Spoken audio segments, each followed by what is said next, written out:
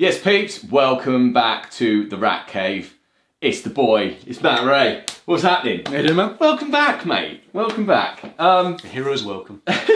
Right, I've got you in today because we're looking at the brand new Engine Prime update, which is now, is it still Engine Prime? So, which Engine DJ? Engine DJ. Yeah. So, Engine DJ is Engine Prime 2.0. Essentially, yeah. So, there's been a bit of a rebrand. So, whereas we had Engine OS and Engine, the desktop version, it's now Engine DJ. Engine DJ, which I feel is a name which is here to stay, to be fair. Yeah. Kind of makes sense. So, yeah, mate, what a better product to go through the new Engine update than the Big Daddy, the Prime 4.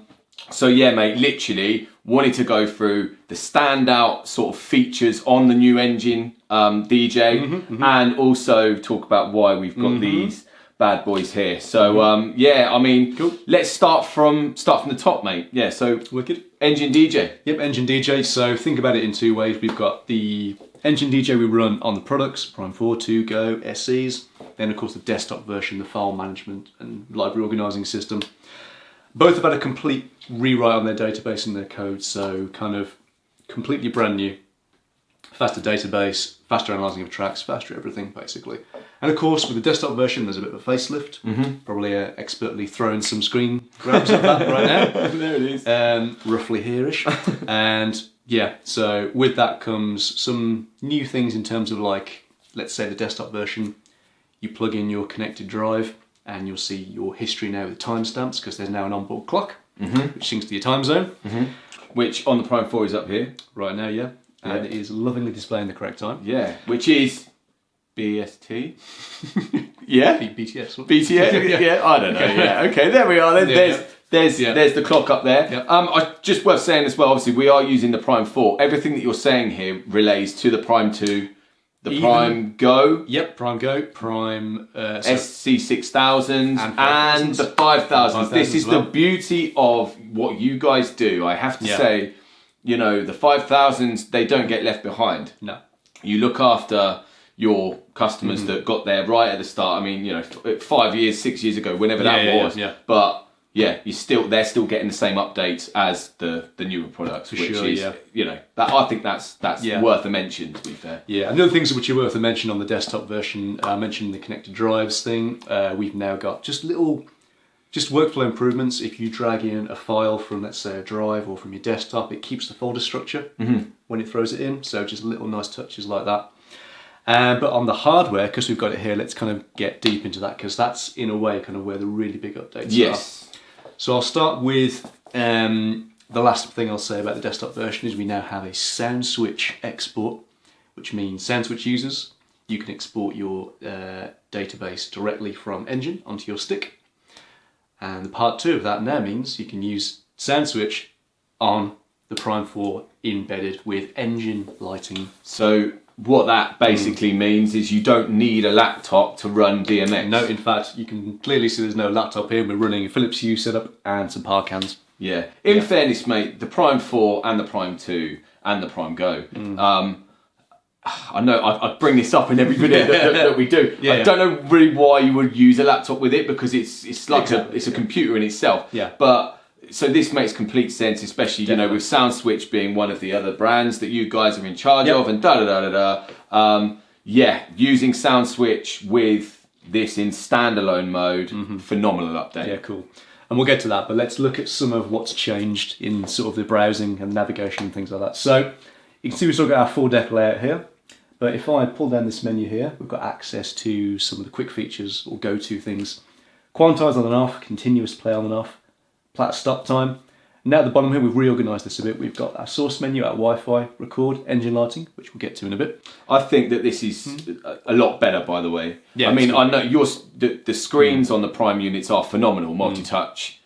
Multi-gesture. Yep. Screens, but you know, it's nice here that you don't have to sort of keep going. Yeah, the more things that we would keep adding, because again, the nature of the unit or the nature of the brain is we can keep adding stuff to it, the more we would have to keep adding on the bottom. Yeah. So now we are in, if I go to user profile, tabs mode. So on playback, there you have it. Cue loops, behavior, library behavior, if I go to control center, I've already shown that. Now if we're in settings, You can see here we're already on our services. So here I can turn on and off engine lighting and Ableton Link again, which we'll come on to. Mic settings, and another update for Prime 4 users, particularly, is you can now route the mic to the headphones. So, yep, mixer settings, device settings, and the update page right there. Nice little graphic of the Prime 4. Brilliant. It never fails to amaze me, that screen, I have to say. Yeah, it's cool, it's cool. So now we're on the browse mode, and we'll talk about what's different here. So you can see something's missing here.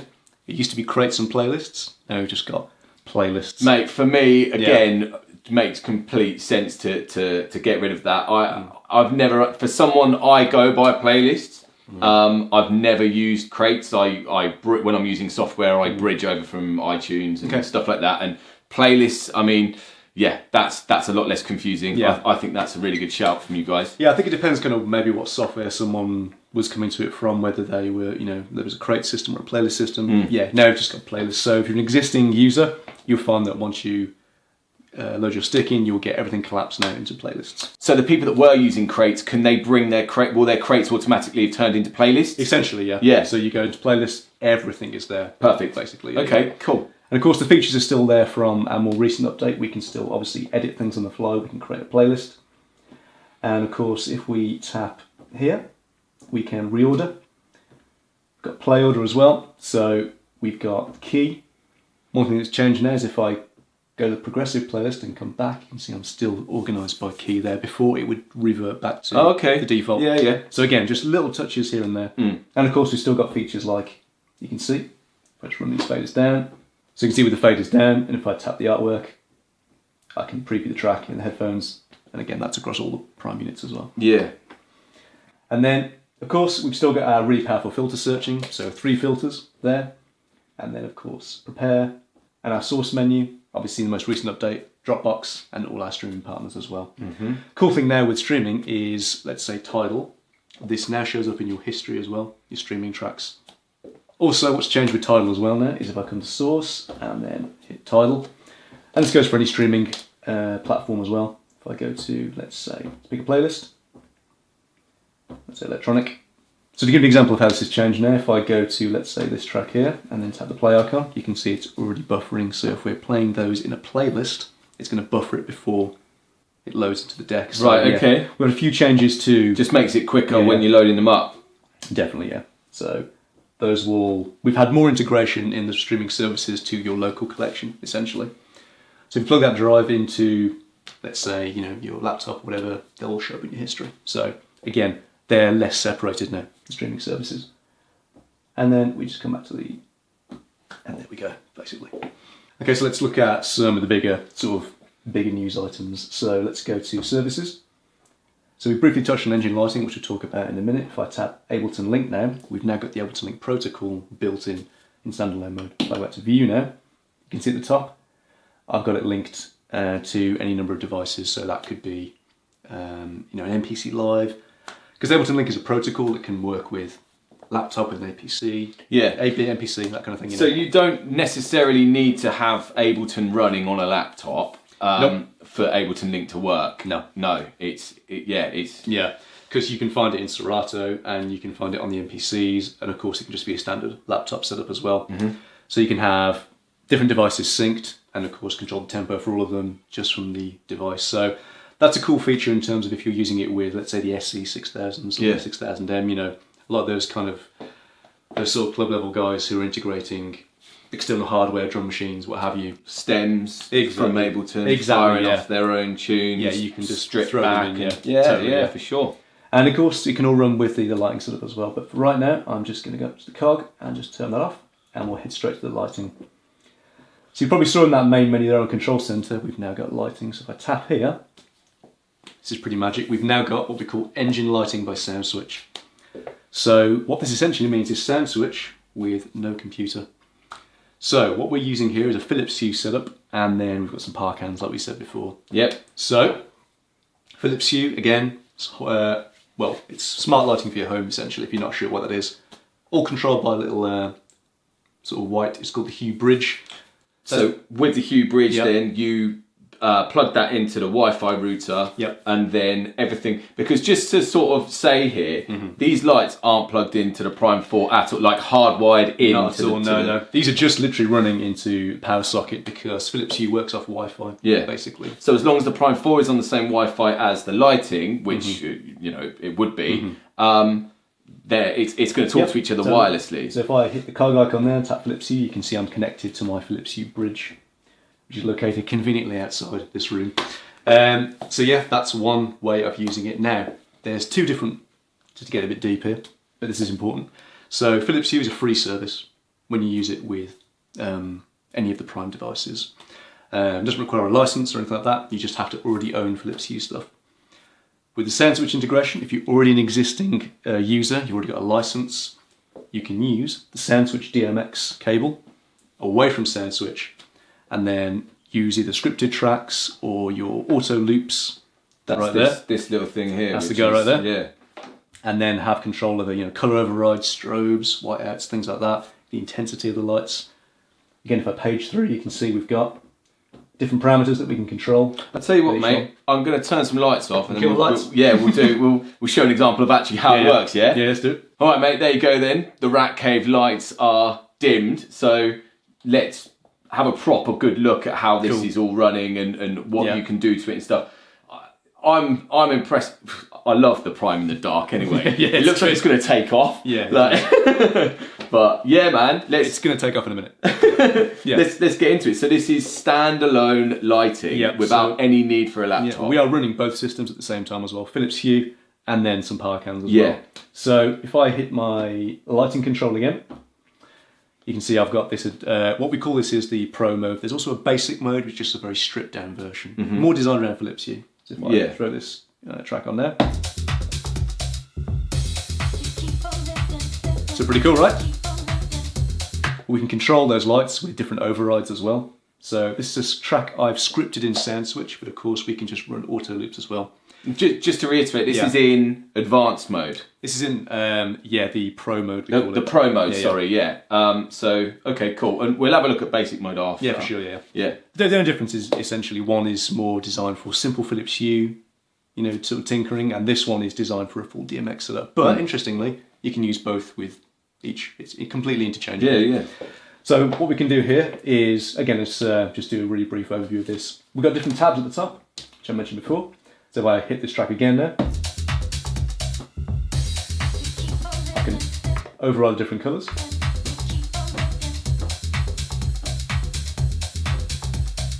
And the top here, you can see I've got things like blackout and strobe. And some of those you can see are momentary as well, so that's held. You've got whiteout as well. Then you've got strobe as well. Let me turn the strobe rate down. Strobe warning, guys.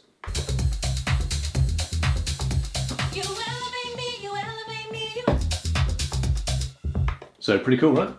So yeah, mate, so impressive that it's doing all of that without any need of a laptop. It's running DMX from this Prime 4. Yeah, so these are tracks I've scripted in SoundSwitch, but again, if we're just using it with, let's say, Philips Hue, we can use the auto loops. And just for, those who don't know, auto loops essentially are a more advanced version of like sound to light, which tends to just kind of flash on and off. With auto loops we have in SoundSwitch, they are genre based. So if I hit the auto loops, you can see dance, relaxed, R&B, hip hop. So they're tailored to different kinds of music, and it all runs off the beat grid.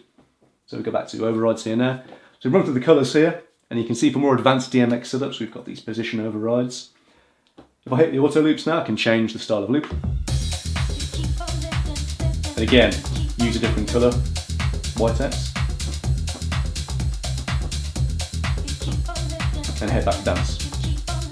And I've got even access to things like static looks.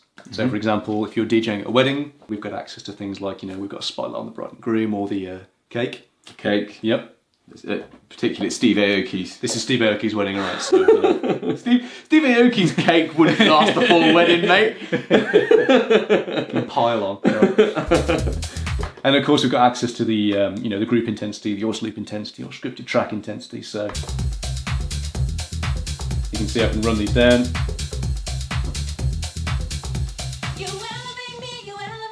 And just have control in real time.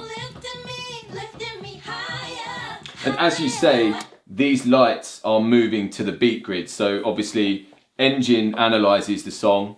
It knows where the beats are, the drops are and stuff, and then they're moving accordingly. Well, this is kind of what's happening in SoundSwitch. Right, okay. Yeah. And we're taking that data now onto the Prime 4. Of course, not the onboard analyzation. So it's reading this from your... But this is one of the features of the new Engine DJ, is bringing the SoundSwitch data onto a USB to then plug into. So we've not got a laptop here. So if I tap the USB stick here, you can see it sees all the venues that I've got set up in SoundSwitch, which is really cool. So all that data has been exported onto the drive, which is really cool. And again, we can use just DMX, we can use just Philips Hue. But again, just to reiterate, you do need an existing license for SoundSwitch to do this setup. But you don't for the Philips Hue. No, Philips Hue is completely free. Can we, let's get rid of the par cans and just have the Philips Hue? Because even though this is so easy to have it set up with the SoundSwitch, maybe someone who just doesn't have a clue about DMX, just show them how simple it is just to have the Philips Hue, because you've got these little jobbers here, but you can get bulbs and and all that stuff. So which is great for like bedroom DJing, streaming. It can really sort of, or a house party even. Fantastic. So should we just show that? Yeah. Cool. All right, man. Safe. So we have binned off the par cans. They're gone. So we're just going to show how to use it with this Philips Hue now. Hue. So from the start then. So this is what happens when you boot up first and foremost and then tap lighting. You get options of basic on pro. You can see there it says basic is designed around the Hue system and pro is more for DMX. But like I said, they're interchangeable. Yeah. For this one we're going to tap basic. Would you like to connect to Philips Hue smart lights? Yes, we would. Would absolutely love to. Tap there and it's going to connect to the Hue, which it's already found there. Now you can test it as well by tapping each light and then go back to smart lights and you can see it's a more stripped down view. Yeah. A more stripped down Hue. Here we go. Sorry. We made it through this part without anything like that. But I love it, mate. I love it. Yeah. So we're in basic mode now, just running the two Hue play bars. And again, no laptop connected. This is all via the Wi-Fi, via the Hue bridge. So you can see here, very simple view. We've still got access to the light show styles, upbeat, dance music, R&B chill, or play on banks, which just loops them forever. Then you've got access to the top here. You've still got the key things like strobe, white out, black out, that kind of thing, and then color override. So if I play a track now, I can change the colors in real time.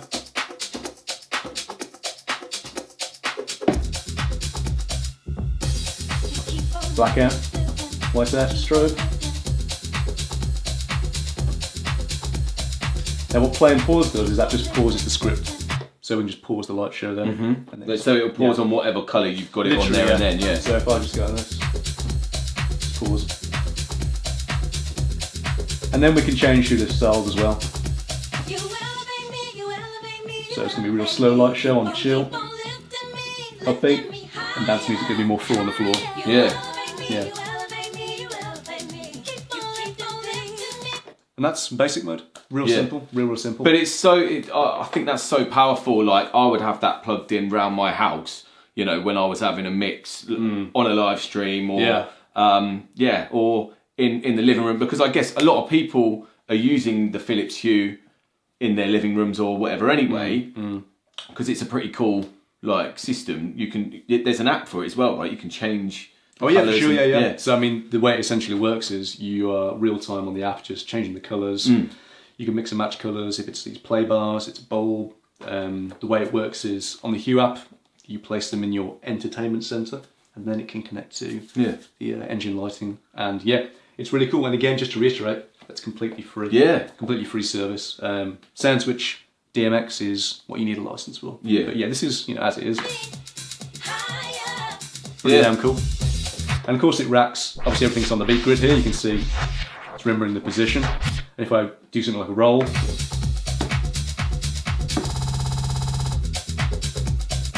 it literally, even the effects talk to, so when you take the fader down it dims the lights and reacts to that accordingly. It's amazing, mate. It's really, cool, really impressed, really, really powerful. I think it's a wicked link.